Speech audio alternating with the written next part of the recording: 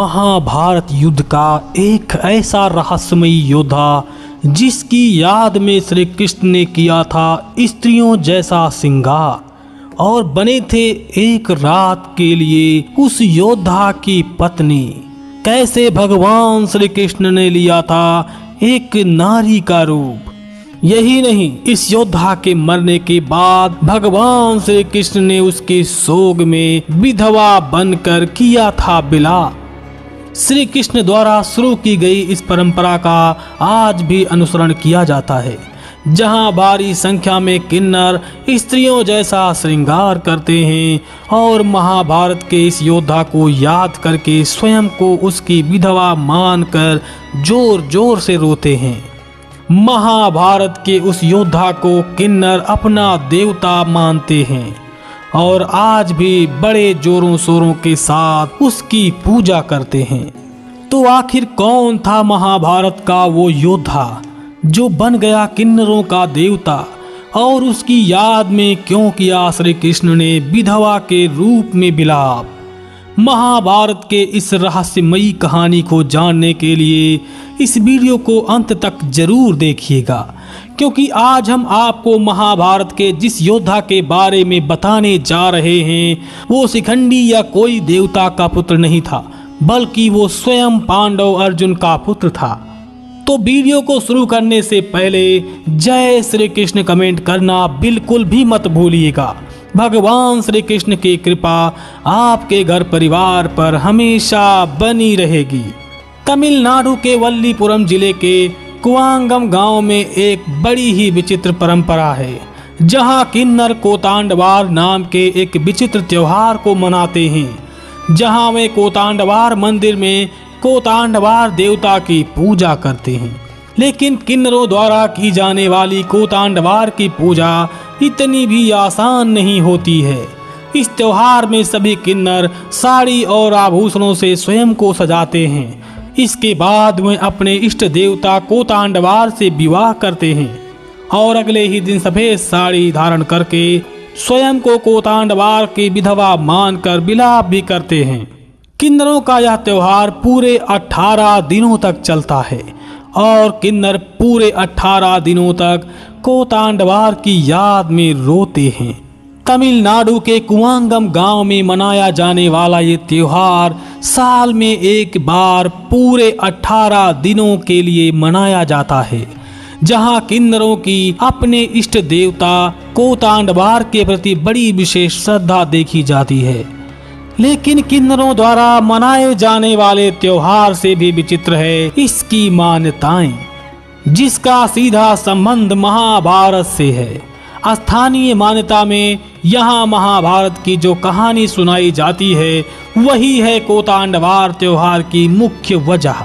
महाभारत के अनुसार अपने वनवास काल के दौरान अर्जुन ने नागों की राजकुमारी उलूपी से विवाह किया था और उनसे उन्हें इरावन नाम का एक पुत्र प्राप्त हुआ था। इरावन का पालन पोषण ननिहाल में ही हुआ था तथा उसके जीवन का ज्यादातर समय उसकी माता और नागों के बीच बीता था।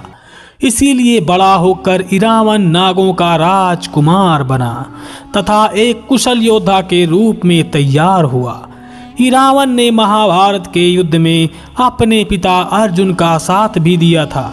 हालांकि अर्जुन पुत्र इरावन की इस कहानी का वर्णन तो महाभारत में भी मिलता है, लेकिन तमिलनाडु के वल्लीपुरम जिले के कुआंगम गांव में इरावन की एक अलग कथा प्रचलित है, जहां अर्जुन और उलूपी के नाग पुत्र इरावन को कोतांडवार देवता माना जाता है। यहाँ ऐसा माना जाता है कि महाभारत युद्ध से पहले पांडवों के हार की भविष्यवाणी हुई थी। उस भविष्यवाणी में ये भी बताया गया था कि अगर पांडव किसी व्यक्ति की बलि देते हैं तो वो जीत सकते हैं। इसलिए अपने पिता की जीत की कामना करते हुए कोतांडवार ने अपने सर को देवी चामुंडा को समर्पित कर दिया था और फिर यही से शुरू हुई थी अनोखी परंपरा।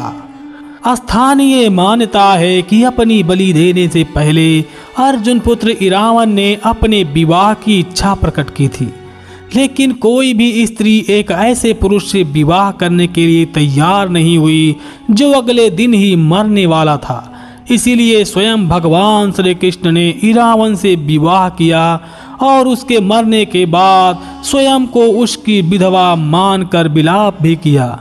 तमिलनाडु के वल्लीपुरम जिले के कुवांगम गांव में आज भी श्री कृष्ण की उस प्रथा का अनुसरण किया जाता है, जहां भारी मात्रा में किन्नर अपने स्थानीय देवता कोतांडवार से विवाह करते हैं और अगले ही दिन स्वयं को उनकी विधवा मानकर विलाप भी करते हैं।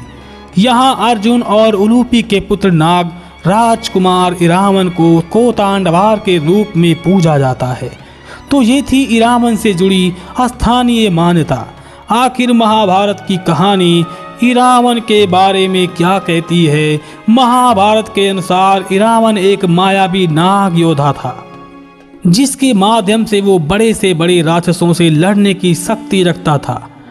वो अपनी शक्ति के बल पर असंख्य नागों की सेना को बुला सकता था। महाभारत के युद्ध में शकुनी के 6 भाइयों और भूरिश्रवा के 4 पुत्रों का वध इरावन ने ही किया था। इरावन के इन पराक्रमों से कुपित होकर दुर्योधन ने राक्षस अलम्बुस को इरावन से लड़ने के लिए युद्ध भूमि पर भेजा था। अलम्बुस बड़ा ही मायावी राक्षस था। युद्ध भूमि पर अलम्बुस और इरावन के बीच बड़ा ही घनघोर युद्ध हुआ था। युद्ध में इरावन को हारता देखकर उसकी नाग सेना भी उसकी रक्षा हेतु आ पहुंची थी, परंतु वो इरावन को अलम्बुस की माया जाल से बचा नहीं पाई और इरावन वीर गति को प्राप्त हो गया। लेकिन इरावन का बदला लिया उसके चचेरे भाई भीम पुत्र घटोत्कच ने। घटोत्कच ने उस दिन अलम्बुस के साथ साथ अलायुध नामक एक अन्य राक्षस का भी वध किया था। तो ये थी महाभारत की कहानी में अर्जुन पुत्र इरावन की बलिदान की कथा, जिसका शौर्य किसी भी प्रकार से अभिमन्यु से कम नहीं था। इरावन को ही किन्नरों के देवता कोतांडवार के रूप में पूजा जाता है। तो क्या आप कोतांडवार, इरावन और महाभारत से जुड़ी ऐसी रोचक कहानी को पहले से जानते थे? हमें कमेंट के जरिए जरूर बताइएगा। और अगर वीडियो पसंद आया हो तो इसे लाइक शेयर करके हमारे चैनल को सब्सक्राइब करना बिल्कुल भी मत भूलिएगा। हम आप तक ऐसी ही रोचक कथा पहुंचाते रहेंगे। मिलते हैं अगली बार किसी नई कथा के साथ। तब तक के लिए जय श्री कृष्ण।